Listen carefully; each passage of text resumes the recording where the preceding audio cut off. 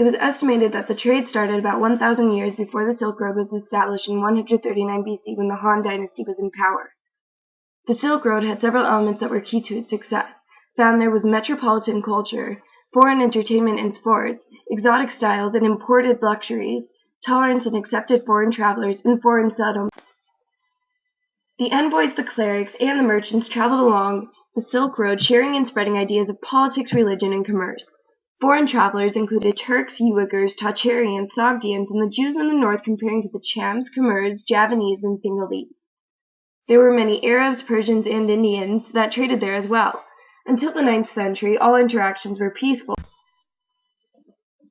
On the Silk Road, Kara, Shar, and Kusha imported and traded luxurious horses. Glass goblet from Byzantium was also traded, as well as jade from Khotan, medicine from Kashmir in India, crystals and agate from Samarkand, and cotton from Turpa. Silk textiles, tea, paper, ceramics, and ideas and technology moved into these regions and were exchanged. Ideas and technology were particularly important.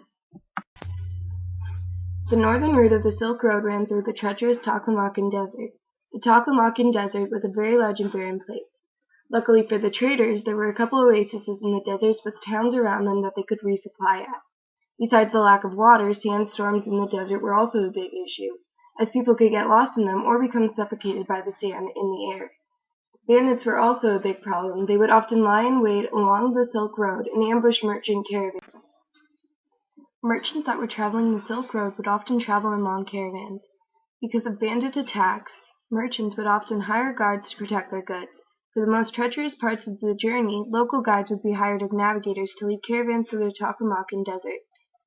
Most merchants did not travel along the entire length of the road, but instead sold their wares at nearby towns along the way. Goods often changed hands several times before traveling through the entire Silk Road.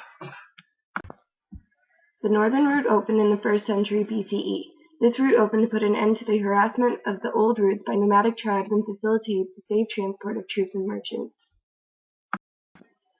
Goods from Persia, Egypt, Turkey, and Somalia became part of everyday life. They were enjoyed by all social classes. Food and cooking style traveled on the northern route and were adopted by the Chinese.